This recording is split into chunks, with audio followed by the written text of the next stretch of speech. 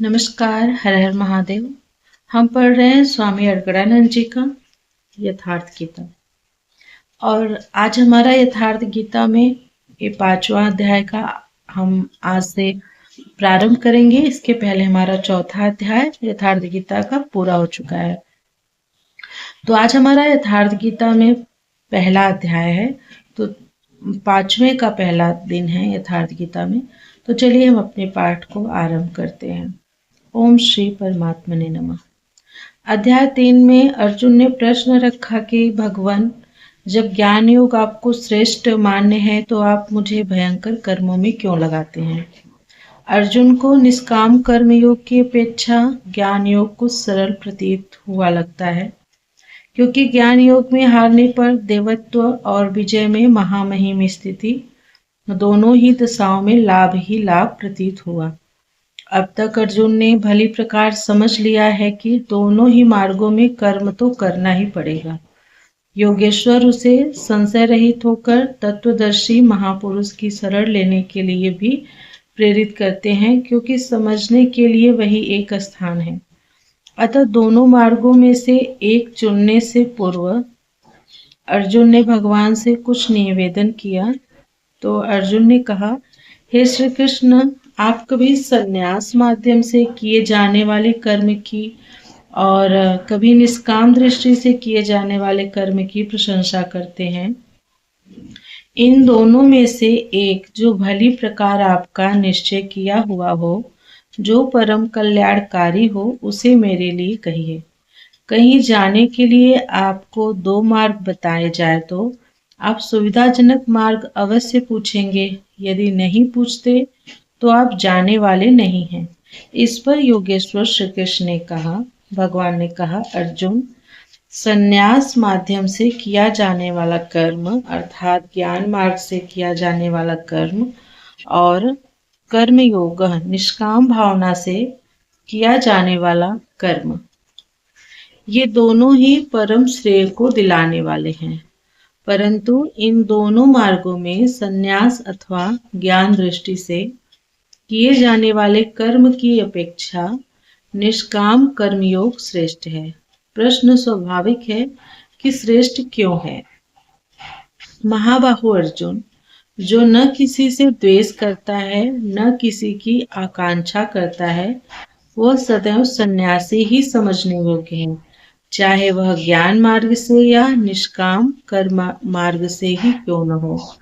राग द्वेषादि द्वंद्वों से रहित वह पुरुष सुखपूर्वक भव बंधन से मुक्त हो जाता है।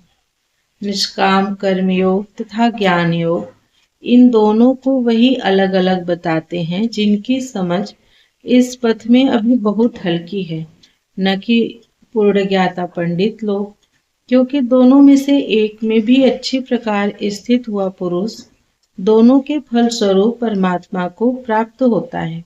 दोनों का फल एक है, इसलिए दोनों एक ही समान है। जहाँ सांख्य दृष्टि से कर्म करने वाला पहुँचता है, वहीं निष्काम माध्यम से कर्म करने वाला भी पहुँचता है। इसलिए जो दोनों को फल की दृष्टि से एक देखता है, वही यथार्थ जानने वाला है। जब दोनों एक ही स्थान पर पहुँचते हैं तो निष्काम कर्मयोग विशेष क्यों। इस पर श्री कृष्ण बताते हैं, अर्जुन, निष्काम कर्म योग का आचरण किए बिना संन्यास अथवा सर्वस्व का न्यास प्राप्त होना दुखप्रद है। जब योग का आचरण प्रारंभ ही नहीं किया तो असंभव सा है।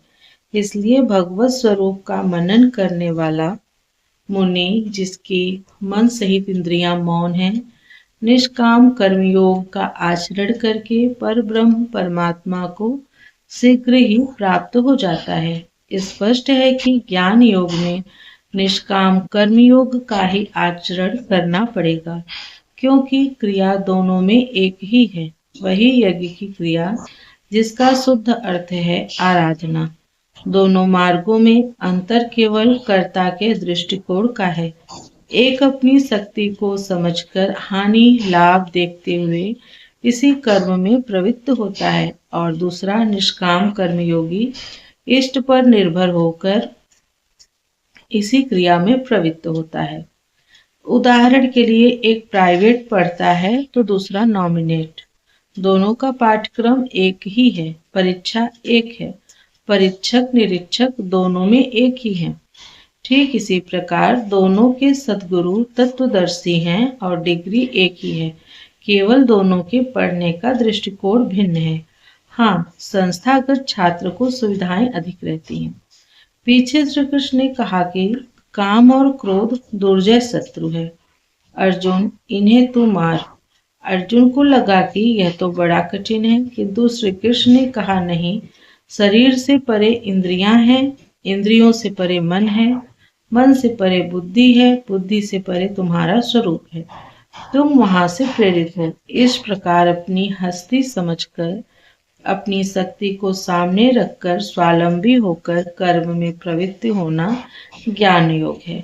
श्री कृष्ण ने कहा है, चित्त को ध्यानस्थ करते हुए कर्मों को मुझ में समर्पण करके आशा, ममता और संताप रहित होकर युद्ध कर।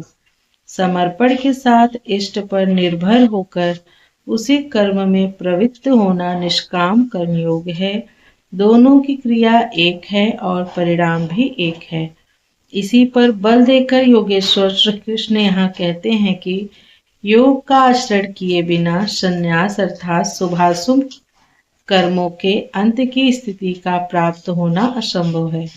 श्री कृष्ण के अनुसार ऐसा कोई योग नहीं है कि हाथ पर हाथ रखकर बैठे बैठे कहे कि मैं परमात्मा हूँ, शुद्ध हूँ, बुद्ध हूँ, मेरे लिए न तो कर्म है न बंधन, मैं भला बुरा कुछ करता दिखाई पड़ता भी हूँ तो इंद्रियां अपने अर्थों में बरत रही हैं। ऐसा पाखंड श्री कृष्ण के शब्दों में कदापि नहीं है। साक्षात योगेश्वर भी अपने अनन्य सखा अर्जुन को बिना कर्म के यह स्थिति नहीं दे सके। यदि ऐसा वे कर सकते तो गीता की आवश्यकता ही क्या थी। कर्म तो करना ही पड़ेगा। कर्म करके ही संन्यास की स्थिति को पाया जा सकता है और योग युक्त पुरुष शीघ्र ही परमात्मा को प्राप्त हो जाता है। योग युक्त पुरुष के लक्षण क्या हैं? इस पर भगवान कहते हैं कि विजितात्मा, विशेष रूप से जीता हुआ है जिसका विशेष रूप से जीता हुआ है शरीर जिसका, जितेंद्रिय, जीती हुई है इंद्रिया जिसकी, और विशुद्ध आत्मा, विशेष रूप से शुद्ध है अंतःकरण जिसका, ऐसा पुरुष सर्वभूतात्म भूतात्मा, संपूर्ण भूत प्राणियों के आत्मा के मूल उद्गम परमात्मा से एक ही भाव हुआ योग से युक्त है। वह कर्म करता हुआ भी उससे लिप्त नहीं होता, तो करता क्यों है? पीछे वालों में परम कल्याणकारी बीज का संग्रह करने के लिए। लिप्त क्यों नहीं होता? क्योंकि संपूर्ण प्राणियों का जो मूल उद्गम है, जिसका नाम परम तत्व है, उस तत्व में वह स्थित हो गया है। आगे कोई वस्तु नहीं जिसकी शोध करे। पीछे वाली वस्तुएं छोटी पड़ गई तो भला आसक्ति किसमें करे? इसलिए वह कर्मों से आवृत नहीं होता। यह योग युक्त की पराकाष्ठा का चित्रण है।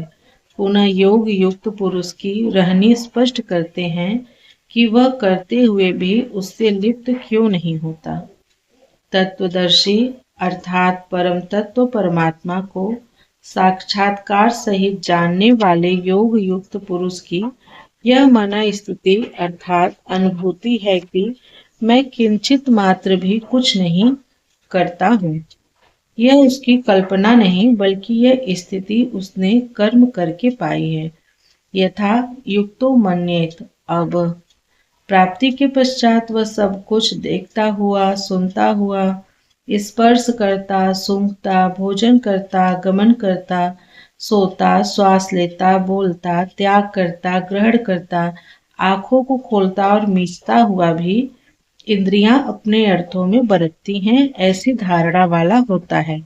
परमात्मा से बढ़कर कुछ है ही नहीं, और जब उसमें वह स्थित ही है तो उससे बढ़कर किस सुख की कामना से वह किसका दर्शन, स्पर्श इत्यादि करेगा। यदि कोई श्रेष्ठ वस्तु आगे होती तो आसक्ति अवश्य रहती, किंतु प्राप्ति के बाद अब और आगे जाएगा कहाँ और पीछे त्यागेगा क्या। इसलिए योग युक्त पुरुष लिप्त नहीं होता। इसी को एक उदाहरण के माध्यम से प्रस्तुत करते हैं। कमल कीचड़ में होता है, उसका पत्ता पानी के ऊपर तैरता है, लहरें रात दिन उसके ऊपर से गुजरती हैं, किंतु आप पत्ते को देखें सूखा मिलेगा, जल की एक बूंद भी उस पर टिक नहीं पाती। कीचड़ और जल में रहते हुए भी वह उनसे लिप्त नहीं होता। ठीक इसी प्रकार जो पुरुष सब कर्मों को परमात्मा में विलय करके साक्षात्कार के साथ ही कर्मों का विलय होता है, इससे पूर्व नहीं, तो अपने कर्मों का परमात्मा में विलय करके आसक्ति को त्याग करके कर्म करता है, वह भी इसी प्रकार लिप्त नहीं होता। फिर वह करता क्यों है? आप लोगों के लिए करता है, समाज के कल्याण के लिए करता है, साधन के लिए, पीछे वालों के मार्गदर्शन के लिए करता है। इसी पर बल देते हैं। योगी जन केवल इंद्रियों, मन, बुद्धि और शरीर द्वारा भी आसक्ति त्याग कर आत्म शुद्धि के लिए कर्म करते हैं। जब कर्म ब्रह्म में विलीन हो चुके तो क्या अब भी आत्मा अशुद्ध ही है? नहीं, वे भूतात्मा हो चुके हैं। संपूर्ण प्राणियों में वे अपनी ही आत्मा का प्रसार पाते हैं। उन समस्त आत्माओं की शुद्धि के लिए, आप सबका मार्गदर्शन करने के लिए वे कर्म में बरतते हैं। शरीर, मन, बुद्धि तथा केवल इंद्रियों से वह कर्म करता है। स्वरूप से वह कुछ भी नहीं करता, स्थिर है। बाहर से वह सक्रिय दिखाई देता है, किंतु भीतर उसमें असीम शांति है। रस्सी जल चुकी है, मात्र ऐंठन आकार शेष है, जिसमें बंध नहीं सकता। योग युक्त अर्थात योग के परिणाम को प्राप्त पुरुष जो सब प्राणियों के आत्मा के मूल परमात्मा में स्थित है, ऐसा योगी कर्म के फल को त्याग कर, कर्मों का फल परमात्मा उससे भिन्न नहीं है, इसलिए अब कर्म फल को त्याग कर नैष्ठिकीम शांतिम आप्नोति, शांति की अंतिम अवस्था को प्राप्त होता है, जिसके आगे कोई शांति शेष नहीं है, जिसके पश्चात वह कभी अशांत नहीं होगा। किंतु अयुक्त पुरुष जो योग के परिणाम से युक्त नहीं है, अभी रास्ते में है, ऐसा पुरुष फल में आसक्त हुआ। फल है परमात्मा, उसमें उसका आसक्त होना आवश्यक है, इसलिए फल में आसक्त होने पर भी काम कारण निबद्धते, कामना करके बध जाता है, अर्थात पूर्ति पर्यंत कामनाएं जागृत होती हैं। अतः साधक को पूर्ति पर्यंत सावधान रहना चाहिए। महाराज जी कहा करें, हो तनिको हम अलग, भगवान अलग हैं तो माया कामयाब हो सकती है। कल की प्राप्ति होनी हो, किंतु आज तो वह अज्ञानी ही है। अतः पूर्ति पर्यंत साधक को असावधान नहीं होना चाहिए। इस पर आगे क्या कहते हैं, इसको हम अपने अगले वीडियो में देखेंगे। अभी के लिए बस इतना ही। कृष्णाय वासुदेवाय हरे परमात्मने प्रणत क्लेशनाशाय गोविंदाय नमो नमः। हरे नमः, हरे नमः, हरे नमः। ओम नमः पार्वती पतये हर हर महादेव। मिलती हूँ आप लोगों से अड़गड़ानंद जी के यथार्थ गीता के 5वें अध्याय के अगले पाठ में।